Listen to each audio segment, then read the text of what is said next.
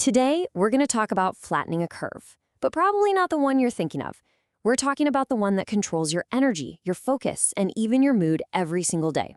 We're going to get into how you can master your blood sugar for that all-day energy we're all after.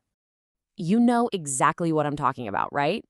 It's the middle of the afternoon, and all of a sudden, you feel like you've hit a wall. You're desperate for a coffee, or let's be honest, something sugary. Or maybe for you, it's more like a brain fog that just rolls in, or you find yourself fighting off these intense cravings all day long. Yeah, if any of that sounds familiar, trust me, you are so not alone. And the thing causing all of it is most likely something happening inside your body on a daily basis. Your blood sugar is on an absolute roller coaster. So, how do we get off this crazy ride? Well, first, we've got to understand what's actually going on. What are these spikes and crashes, and why on earth do they leave us feeling so completely wiped out? I mean, look at this. It's like two completely different realities, right?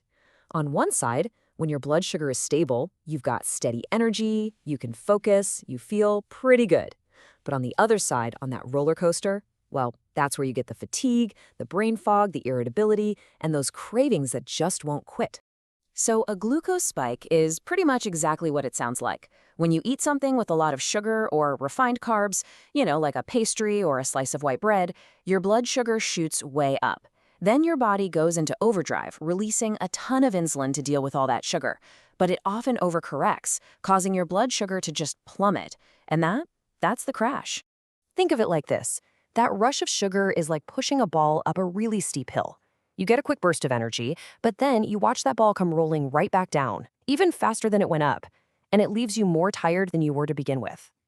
Now, it's really important to say that this isn't about being perfect. As experts from BBC Science Focus point out, a little rise and fall after you eat is totally normal. Our bodies are designed for that. The goal isn't to get a flat line all day, it's to avoid those constant huge swings that can cause problems down the road. All right, so we get the problem. Now for the fun part, the solutions. We're going to jump into 4 incredibly simple, science-backed food strategies that can make a huge, huge difference. Okay, this first trick it's just amazing because you don't have to change what you eat, just the order you eat it in. It's this simple. Start your meal with your veggies. Then eat your protein and fats. And save the carbs, the bread, the pasta, the rice, for the very end. The fiber from the veggies and the protein and fat basically create a buffer in your stomach that slows down how quickly the sugar from the carbs hits your bloodstream. And hey, don't just take my word for it. This isn't some random idea. The science actually backs this up in a big way. A study from Weill Cornell Medical College found that when people just changed the order of their food, their glucose levels were almost 30% lower after half an hour and a whopping 37% lower after an hour. I mean, that is a massive impact for such a tiny change. Our next tip comes from Dalia Perelman, a research dietitian at Stanford, and she gives this amazing, super memorable piece of advice. Don't eat naked carbs. Just like you'd put on clothes before you go outside, you should always dress your carbs. So what does that actually look like? It's super simple. You just pair your carbohydrates with some protein, fat, or fiber. So instead of plain bread, have it with some peanut butter. Instead of just a bowl of rice, have it with chicken and veggies. This one little pairing slows everything down and helps you avoid that awful energy crash. Okay, our third fix is maybe the most surprising one of all, and it starts with this number, 20%.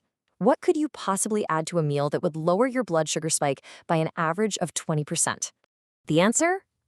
Vinegar. I know, right? Research shows that just a little bit of vinegar can have a huge effect on reducing the glucose spike from a meal.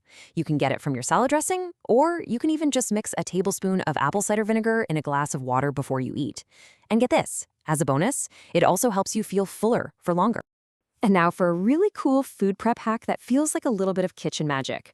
When you cook starchy foods like rice or potatoes and then let them cool down in the fridge for a day, you actually change their chemical structure. Just look at this data. Cooling and then reheating rice more than doubles its amount of something called resistant starch. And that's basically a type of fiber that your body digests way more slowly, which means a much, much smaller blood sugar spike. Okay, so we've got the food fixes down. Now let's talk about 2 really powerful lifestyle habits that work right alongside what you eat to keep your energy nice and stable. This one might be the single easiest, most effective thing you can do. Seriously, No gym membership, no fancy gear needed. All you have to do is move your body. Research shows that even a quick 5-minute walk after eating has a real, measurable effect. For the best bang for your buck, you want to aim for about a 10 to 15-minute walk, somewhere in that 60 to 90-minute window right after you finish your meal. And here's the really cool part, the why it works so well. When your muscles contract, they can actually pull glucose straight out of your bloodstream to use for energy without needing any extra insulin. It's like a little biological shortcut to stop a sugar spike in its tracks. And our last habit, it's all about how you start your day. Because what you eat for breakfast isn't just about that one meal. Studies show it can literally set the tone for your cravings and your hunger levels for the rest of the day. So instead of grabbing that sugary cereal that's just going to kick off the roller coaster, think about building your breakfast around protein. We're talking things like eggs, Greek yogurt with some nuts and berries, or avocado toast. A savory start like that sets you up for steady energy and helps you totally avoid that mid-morning crash. All right, we've gone through a ton of great strategies. So let's pull it all together into a super simple action plan you can literally start using today. Here it is, your toolkit for all-day steady energy. Remember, change up your food order, veggies first. Always, always dress your carbs, add a little bit of vinegar, try that resistant starch trick, take a short walk after you eat, and start your day off with a savory, protein-packed breakfast. And maybe the best part of all of this? You don't have to wait weeks or months to feel a difference. Most people who try these things start to notice real, actual improvements in their energy, their mood, and their cravings in just 3 to 5 days. Look, you do not have to do all of these things at once. That's not the goal. The goal is just to start. So looking at this list, what's the one small change that feels the easiest to you? Which one are you going to try first?